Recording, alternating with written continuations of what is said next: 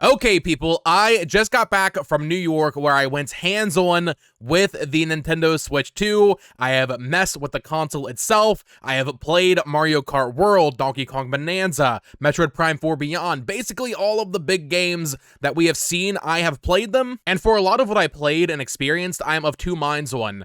I came out of this event way more excited for Metroid Prime 4 Beyond, for example. However, and this might come as a surprise to some people, I'm actually a little bit more skeptical of a game like Donkey Kong Bonanza than I was when I first saw it. So that's what we're getting into today, an overview of my entire experience, everything I played. I will end up doing more granular videos on a few things like Mario Kart World and Metroid Prime 4 Beyond. But if you are new here and you enjoy Nintendo Switch 2 coverage, discussions, videos, gameplay, all that fun stuff, I would appreciate you subscribing. Let's get into it. Okay, so first up, talking about the event itself, shout out to the Nintendo staff at this event. I mean, they really kind of had it all streamlined and down to a T. There was really no point where I was waiting more than 5 or 10 minutes to play a game, and it was really long. This was a much more extensive preview than I was even expecting. I think I was there for like 2.5, 3 hours just messing around playing games.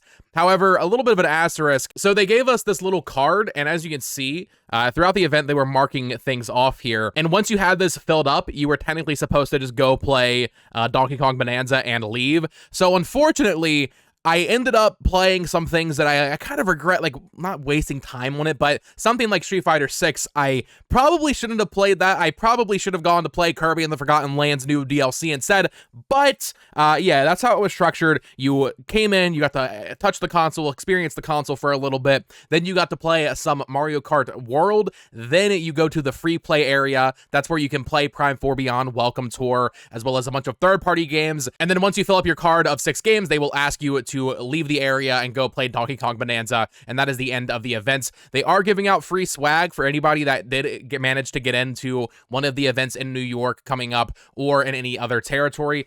For me, I got this really cool Nintendo Switch 2 bag. I saw there's also like notebooks and stuff and maybe a pencil case, but the bag is definitely the big thing, and I was very happy to get this. But let's talk about the console and games. That is what you are here for, I imagine. Starting with the console. So this is what they have us do first. They had us come up to this little section and just kind of hold the console in handheld mode and mess around with it, and oh my goodness, this thing feels really premium. This is one of my biggest surprises from this new console, just how premium it feels. The magnets especially, it feels really sturdy. When you hold a Joy-Con, the way the Joy-Cons rail in, it feels a little, flimsy. I'm not saying the Switch 1 by itself is bad or anything, but you can like kind of wiggle the Joy-Con even when they're attached to the Switch 1 as it stands.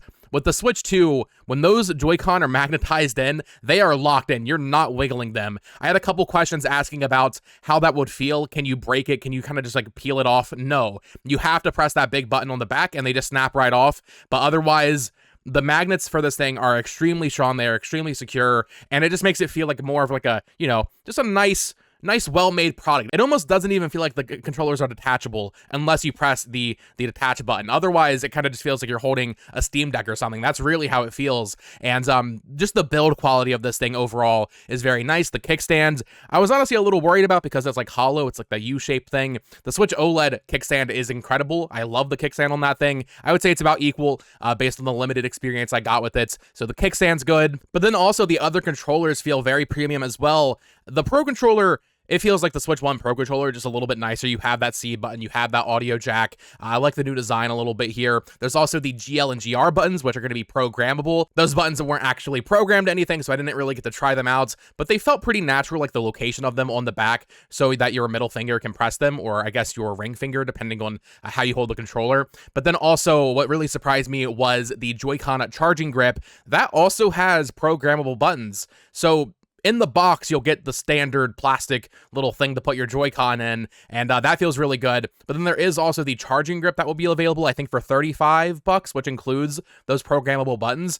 This feels really good. I pretty much never used the Joy-Con grip with the Switch 1 because the Joy-Con were so small. I didn't like how it felt. I just moved immediately to the Pro Controller. And realistically, I will do that here, but I think a lot of people are going to open this up on release day with the bigger Joy-Con. They're going to put it onto the grip and be like, I don't really feel like I need a Pro Controller this time around because it does feel good because they are bigger, so it just fits better in your hands. The Joy-Con grip really surprised me here. I think a lot of people will just choose to use that for a long time this generation. PlayStation. Final thing I really want to touch on when it comes to the Switch 2 hardware in this video is the screen. I was skeptical because I love my Switch OLED, and I feel like going back from OLED to an LCD screen is definitely a downgrade, and certainly in some areas maybe you'll see that, but this screen is beautiful. It's not the same LCD tech that they were using in 2017 when they released the Nintendo Switch. It has HDR, and maybe most importantly, it is 120 FPS. Now, the only game I really got to experience in handheld mode was Mario Kart World, and I wish I had my OLED or something to really compare them side by side. To me, and this is all, in a big event with tons of lights everywhere, a lot of noise, kind of hard to really focus and discern the little details, but just playing Mario Kart World in handheld mode for a little bit, I think it looked as good as an OLED screen. Maybe not quite there, but I think the HDR is doing a lot of heavy lifting, and, once we see games running at 120 FPS like a Prime 4 in handheld mode, I think they made the right choice for me. I mean, maybe years down the line we get another OLED edition, but having this 1080p 120 hertz screen that has HDR, it looks really good. The colors really pop, and I'm really happy with how the screen looks on this thing. But now let's talk about Mario Kart World as well as Donkey Kong Bonanza. That's what opened the event as well as closed it. I'm gonna do separate videos on the big stuff, really going in depth on not only my impressions but also just more thoughts on the games in general. But Mario Kart World, this is what we played first. We got to play a couple of regular races as well as a round of the Knockout Tour. We didn't get too much experience with the free roam mode except for when we were in the lobby waiting for Knockout to start, but this game feels really good. It's kind of a weird demo because not only is it 100cc, but they also had it locked to the auto smart steering, like accessibility mode, which kind of made it hard to get a gauge on of like, okay, how is this game actually going to feel? Because no one's going to play it in 100cc, but visually, very beautiful game. There's a lot of new stuff going on here, while still, I mean, it feels like Mario Kart. I think it might feel a little bit more like Mario Kart 8 than I expected, but once again, that might be because I have the smart steering on and it was 100cc. Once I really get to sit down with this game and experiment with all the new mechanics and stuff, maybe that'll change. There is a lot going on here. There's this new rolling start thing where you don't start at like a, like the start line or a finish line. When you load into a race, you'll just be going immediately, which is kind of interesting. It doesn't really change that much, but it makes it feel a little bit more dynamic. You can do multiple tricks now in the air. I wasn't really sure what that was doing. I asked the rep, like, hey, does this make you go faster? If you do like 5 tricks in the air or something, do you get an extra boost? Doesn't seem to be the case, so I guess it's just for style points. I don't know, swag points. It did feel like the courses were a little too wide. I know it's 24 players, but I think this might be the issue with a 100cc demo. You're demoing it on these huge tracks. The tracks are so much bigger than they've ever been before in terms of width, but it's 100cc, so it kind of feels a little slow. So honestly, I know I'm going to love this game. I know I just need to get in there with 150 or 200cc if 200cc is in the game, but weird demo, kind of felt slow, but I could tell it was very high quality, and there's a lot of new stuff there, like grinding on the rails. I didn't get to do it too much. There was one section, like there's this bridge with like, the suspension. You can go up that. Very cool. Just very different and dynamic feeling for a Mario Kart game. Racing on top of water is cool. I love that gliders are gone and now your car just turns into an airplane. Really, really big fan of that. The character selection is... I'm really curious to see how the character selection screen is going to, weigh out when you have everything unlocked, because as it stands in these demos, they're showing all of the different costumes. And maybe this has been revealed through people, scouring through all the footage. I'm a little confused on why they even have the food bags. So basically when you're racing, you can come across these little food bags that we saw in the initial teaser back in January. And when you grab it and you eat the food, depending on what character you're playing as, it will just change their outfits. I don't really know what the point is. I'm really kind of scratching my head. I don't know if that's just going to be the way you unlock these characters, because then after that, like once you get all the characters, what do these do? I mean, it just kind of feels like a weird gameplay inclusion, specifically in like regular races. If it was in the free roam mode, I mean, that's different, right? You're doing the free roam. You're finding character skins in the open world. But in a regular race, I was playing as Pauline and I had a skin on for her. I grabbed the food, I ate the food, and then it just got rid of her costume. And then I got another food and it put it back on. I was like, okay, that's weird. Or I was playing as the Moo Moo Meadows cow and I got one of the foods and I ate it. But I guess the cow doesn't have any costume, so it just did nothing. It's a really weird mechanic. I'm not sure how I feel about that. Maybe the Mario Kart World Direct in a couple of weeks will shine some more light on it. But the absolute highlights of the Mario Kart World demo was the Knockout Tour challenge. I think it's called Knockout Tour. This is basically like a Fall Guys, I guess would be the best way to describe it, where to continue on with the race, you must be placed within a certain number. My friend Dan, check out at Dan Parl on YouTube, he was playing with me. He got out like in the first section. I think it's 6 sections you race through, and you just have to progressively get higher and higher placements. Otherwise, you will be disqualified, and you just kind of have to sit there and wait. Very cool, very competitive, very, very stressful, right? Trying to make sure, okay, I need to be in like at least within 8th place early on within this section. Otherwise, I'm going to be out. I'm really excited to dive in on this. I think for me, unless there's something else that we don't know about with this game, this is going to be the mode I really play, because the open world stuff, that's going to be cool, depending on what's in there. That's all stuff I'll do first couple weeks, eventually be done with it. This knockout Fall Guys mode, this is really fun, though. I think this is where a lot of time is going to be spent in Mario Kart World. It's kind of funny because, like, it's already really degrading when you're in, like, 12th place in a Mario Kart game.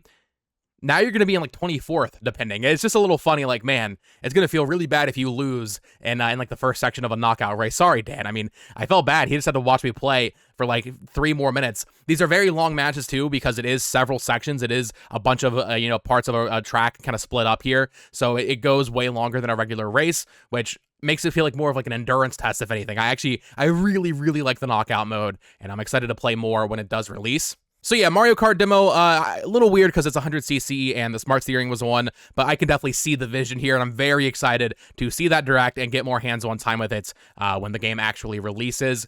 Donkey Kong Bonanza. You're not going to like what I have to say. I'm exaggerating a little bit, but overall, I enjoyed it. I really like that Donkey Kong is back. I like that they're doing this whole destructible environment thing. It's very unique for a Nintendo game. You can tell it's the Odyssey team, by the way, when you get a banana and he says, ooh, banana, and he has like the, little intro screen of him grabbing it. That is so Mario Odyssey when you grab a moon. It almost makes me wonder, did this game like start as a DLC almost for Mario Odyssey or something, or like just a smaller game that kind of got blown up to be a full release? Very fun to play. I like the controls. You jump with A, but basically your X, Y, or B will have you punching in different directions, X being up, B being down, and then Y just kind of being forward.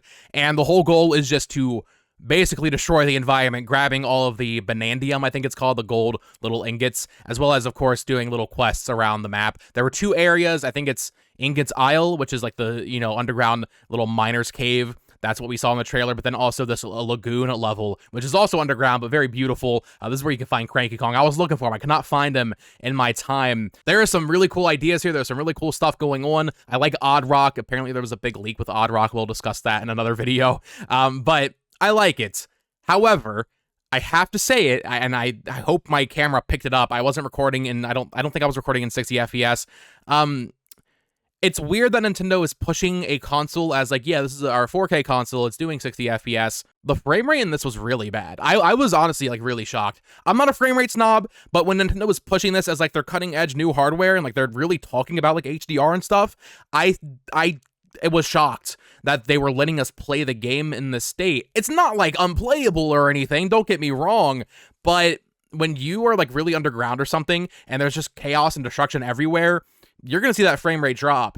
Or, most notably, when you open the map, which, like, retains all of the destruction information from what you've done, the map was running, I'm not joking, probably at, like, 15 FPS, maybe, at times. It was really bad. I really hope that by the time this game comes out in July, they fix up the frame rate, because I was shocked. I was shocked at the frame rate in this game. So I hope they fix that up. I don't, want to linger on that too much, because I know a lot of people don't even really care, but there's a disconnect here of Nintendo, like, focusing on graphics and stuff for the first time ever, but then also one of their premier titles wasn't running very well. I really, really hope they fix that up. Also, a little disorienting when you are, smashing deep down into the rocks, which they want you to do because there are collectibles down there. There are the gold ingots that you can find. It gets a little disorienting. It kind of gets, you can kind of get lost down there because you're just in like this weird cave void thing and you can kind of like see through the walls, but not really. It's a little disorienting. It's easy to get a little mixed up with where you're going. But that said, I do like what I played of it beyond the frame rate and beyond the disorientation of being underground a little bit. There are these challenges that you can find that remind me very much of the floodless levels in Mario Sunshine. There was also stuff like this in Odyssey where you go into like a different zone and you have a specific challenge where it's like, okay, defeat this many enemies in this amount of time doing this with this specific moveset, or, you know, you have to climb this girder and walk around and avoid enemies while you're climbing it. That's what I'm really excited to see more of. And I think what maybe had me the most excited from Bonanza is the movement. You could tell it was the Odyssey team. I was trying right before the demo ended. I was like, okay, what's the tech gonna be? Because you can pick up a rock, I think with ZR, and then if you dash while holding the rock, it becomes like a Beyblade that you're riding on. So there's that, but then Donkey Kong also has this roll move, so you can like kind of roll, then jump, and then do another roll. It was reminding me very much of the movement in Odyssey where you throw Cappy, you roll into it, you jump on it, you throw it again, and dive. Like, I'm excited to see the movement tech. I'm excited to see speedruns of this game because, I mean, you can really tell that's one of the big things with this game is that they focus on the movements. Not, you know, surprising for the Mario Odyssey team, but still cool to see it in a Donkey Kong game. So, some gripes aside with the frame rates and, you know, going underground, feeling a little weird. I'm excited for the movement. I'm excited for these kind of specific challenge levels. And also, another game that's a little weird to demo because I'm going to want to be very thorough when I play it. I was kind of rushing through because I wanted to see everything, and there's all these gold piles everywhere, and I didn't have the time to really just be thorough and collect all of it. When I play this game, I'm going to spend so much time on each level getting every piece of the gold and everything and doing all the collectibles. Kind of a weird game to demo for me, but I'm excited to see more, and I really hope that they fix up the frame rates by the time it actually releases on July 17th. So those are the two games that Nintendo really highlighted at this event as like, these are our big ones, but they also had this entire free play area with a ton of other first-party stuff, including Breath of the Wild Tears of the Kingdom, Kirby and the Forgotten Lands DLC, Mario Party Jamboree TV, Metroid Prime 4 Beyond, and then, yeah, just a ton of third-party stuff, Street Fighter 6, Yakuza 0, Hogwarts Legacy, Split Fiction. I did not get to play everything. There's stuff I really wanted to play that I just did not have time to do. Specifically, Kirby and the Forgotten Land. I wanted to try out that new DLC stuff, and Breath of the Wild / Tears of the Kingdom. I was able to stand and watch other people playing it, which is probably enough, right? And I will say for those games, I mean, they look absolutely breathtaking in 4K 60. But let's talk about the other games I actually did play. We'll talk a little bit about Prime 4 here. I'm going to do a full video on Prime 4, trust me. If you watch my channel, you know I'm not a Metroid Prime guy, like, at least not compared to 2D Metroid. 2D Metroid is my thing, and while this demo didn't necessarily show me, like, oh, this is a whole new take on Metroid Prime, and they sped up the gameplay, and it's all these different things, Metroid Prime 4 Beyond is actually the game of the show for me. This was the thing that I left the most blown away by because of the mouse controls and because of how good it looks. Retro Studios has made a breathtaking Nintendo game here, and I would say with confidence that this is the best looking game Nintendo has ever made or will have published up to this point. It is unbelievable how good it looks. The demo I got to play was running at 1080p, 120 FPS, and seeing a Nintendo game running at 120 FPS, just unreal. This game looks so good, and I think the reason, even though this plays very similarly to the other Prime games, I think for me, what really made it stand apart and made me more excited to play this game, and I think a lot of people will feel this way, I was a little skeptical of the mouse controls. Guys, the mouse controls are incredible. I am happy to report that the mouse controls, not only in Metroid Prime 4, but I mean, I'm just excited to see what other games, you know, use it and how they use it and what ways. The mouse controls in this game are awesome. They have sensitivity settings, so you can put it up to just max sensitivity and do like Metroid Prime trick shots, dude. Like, it's really, really snappy, and it just feels good. It feels so good to be using the mouse controls and aiming as Samus. The speed at which you can, you know, target onto the space pirates and kill them, like, it feels so much better than even using a Wiimote or like the Joy-Con motion in the other games, which, you know, those already felt like a lot better than using a control stick, but having mouse controls in a Nintendo game, very weird, you know, unexpected, I guess, but it feels so good, and the game looks incredible. I'm going to do a whole video on this. I try to scan as much as possible for those that really want to dive deep into the footage, so if you want to, you know, look forward to that, I would appreciate you subscribing. I'll try to have that video out maybe tomorrow, but yeah, Metroid Prime 4 Beyond, definitely the highlight of the show for me, alongside the mouse controls. cannot believe how good they are. And speaking of those mouse controls, there were a few other games that used them, including Mario Party at Jamboree TV. So there were 2 demos for this. I did manage to do both of them because they were very short, like 5 minutes each. The first demo was focused on the mouse con, and the new mini games are a lot of fun. Very basic stuff like, okay, sort the mail into the junk folder or, the good folder, and, you're just using the mouse to, kind of click around. Very fun, competitive, just 2v2 who could sort out their junk mail faster. There was one where you had to hold onto a toad and drag him through an electric maze. If you've played the world's hardest game from back in like 2012, it's very much like that, where you cannot, touch the walls. I guess kind of like Operation even. And that was a lot of fun. And then there was one more where you have to spray paint bob-ombs, and whichever team has more bob-ombs colored red or blue will win. You also have to shake the Joy-Con like a can of spray paint. Very fun. I'm really excited to see these new modes and see what else they have in this game. But then I also did try out so many games using the camera. Now my experience with this was a little not good because the way it was all set up, I don't know if they just needed to recenter the camera, but my 3 friends were all, framed perfectly. And then I was up against like the red cardboard cutout wall that they had there because I don't know if it's not wide enough or what. So if you can see in the gameplay, I'm a little cut off in this, but this is cool. Not as impressive as the MouseCon stuff. Cool to get a little bit of experience with the camera. Seemingly decent tech of like, okay, you're green screening me out, you're cutting me out. But I mean, you can tell it's not like the highest quality thing. Played a mini game where you have to like balance Goombas on your head. Absolutely crushed it, absolutely killed it in that mode. There's also one where you have to like make a bunch of movement and scream. So in the event, there's just people like screaming at the top of their lungs. I tried, but screaming while also like jumping up and down, a little bit of a weird combo to do. So we lost that one. But for me, Jamboree TV, the big highlight is going to be the MouseCon stuff. Camera, cool to have, fun gimmick stuff. We didn't try that mode where you have to like use your voice to move an RC car because the event's so loud. I imagine they don't want to demo that. I don't think it would play very well. But Jamboree TV, excited for that. Drag and Drive. This is one I'm very curious about, and I might do a whole video on in the coming days or weeks. This demo was not good, and I don't think this game is good. So it's like a 12-minute demo, and 8 minutes of that was tutorial, just showing us how to play. I love MouseCon. This is the one that uses both of the Joy-Con as mice at the same time. And it's weird because it's really intense. Like, this is a really intense game, and I can imagine myself having a lot of fun on launch day playing with, in stream or something with viewers.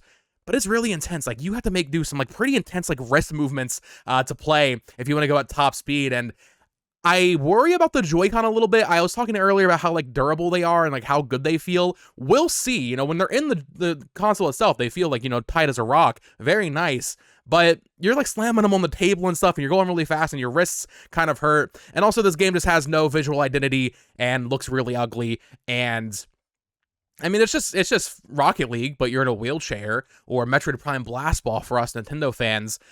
It can be fun.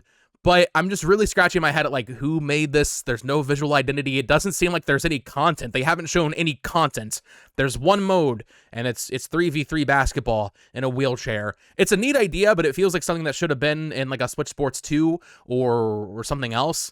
A little weird. I think I'm going to do a full video on this game, though, talking about just the game itself, but also some more in-depth impressions there. The final first-party thing I got to try out was the Nintendo Switch 2 Welcome Tour. Once again, a weird one to demo because you're, like, reading HD Rumble trivia. There's some cool stuff in here, like the little frame rate guesser where you have to guess what the frame rate is. There was a guy talking to me being like, dude, you can't record unless your body part's in it. Sorry about the footage, by the way. Nintendo reps very strict about, like, oh, you need to have a hand in it. I'm not sure why Nintendo cares because there's so much footage on the internet of all these games now. But yeah, so I was doing the FPS test, and I like kept looking away to like move my iPhone tripod because he kept like saying, dude, you need to get your arm in. And I was like, okay, that's fine. But so you're seeing me fail the FPS tests. There's also the one where you like mess around with the maraca. Very tech demo stuff. We always talk about like 1-2 Switch or even Nintendo Land as a tech demo. This is literally a tech demo. I mean, they're talking about HDR in text form in a Nintendo game in 120 FPS and stuff like that. I did try the Mario 1-1 at pixel perfect resolution, so that was kind of neat. you kind of just see the entire level fill up. Interestingly, you still can't go back. Even though you can see the entire level at once, you still can't go back. It has that block like the original NES version. For like $10, I think this will be fine. It definitely should be packed in though. But it does seem like there's a lot here. Like I think I'll have fun like going for all the gold medals and everything. And then finally for third-party stuff, I did not get hands-on with Cyberpunk. I was talking to Jake Steinberg. I think he played it, or maybe he watched someone else playing it. He was saying it looked a little rough. The issue I have with the third-party stuff on display here is that they were making us play them all docked. For me, the appeal of seeing Cyberpunk or Street Fighter 6 or Yakuza 0 on the Switch 2 is handheld mode. If I wanted to play Cyberpunk on a TV, I'm not going to play it on Switch 2. I'm going to play it on PS5, because I think on Switch 2, Cyberpunk is 1080-40, I want to say. Maybe it's 4K 40. Let me know in the comments below. But I can say from my experience playing Street Fighter 6 and Yakuza 0, they don't look as good as the PS5 version, bordering on like a PS4 level. Even Yakuza 0, which I didn't get much time with, I played it for like 3 minutes before they told me to go play Donkey Kong. I would need to see a side-by-side, but even that, I was like, okay, this kind of looks maybe worse than the PS4 version, which was surprising. There's a lot of new content there. There's like the English voiceover. There's this new online mode. I didn't get any footage of that one. I apologize. But once again, it was only like 3 minutes. That is a launch title. It's also exclusive. I didn't realize that was exclusive to a Switch 2. But also Street Fighter 6, very crunchy. I played a lot of this game on PS5. I saw there was like a Street Fighter Pro apparently at the event, and he was saying there's less latency on the Switch 2 version, which is interesting. But you can tell it is a Switch version of Street Fighter 6. The models in particular look a little crunchy, but the frame rate and everything else is super solid. It runs great, which, you know, you want to sacrifice the visual quality if anything, and have the frame rate be consistent for, you know, input and all that. But Street Fighter 6 also had this really bad motion mode. They did this with Street Fighter 2 on Switch. They tried to like do a motion Joy-Con mode in that game. They're doing the same thing here, where like you tilt the Joy-Con to move and you shake it to jab, and like you tilt it to do your special art. It's very strange. I don't know who would be playing Street Fighter 6 like that, but still, it runs good, which is the most important thing for a fighting game. And it's just cool to see, you know, third parties of this caliber coming to the console. So that is going to do it for this video. I just wanted to give my overall thoughts on everything that I played. I will do more granular videos, especially on Mario Kart World, Donkey Kong Bonanza, Metroid Prime 4 Beyond, and maybe Dragon Drive. I think those are the 4 that I would really like to focus on in dedicated videos. I wish I'd gotten to play Breath of the Wild or Tears of the Kingdom and Kirby. I also did not play the GameCube NSO, which, I mean, I don't really need to play GameCube games. I saw some other people messing around with the CRT filter in Wind Waker, which looks really good. So expect more hands-on impressions from the Switch 2 events in the coming days. But yeah, thank you all so much for watching. Of course, subscribe here for Switch 2 stuff. Follow me on Twitter at BoTalksGames. Check out my other channel at It's Amiibo. And you can click on one of these 2 videos here to listen to me ramble about more Nintendo stuff. Until next time, folks. Peace.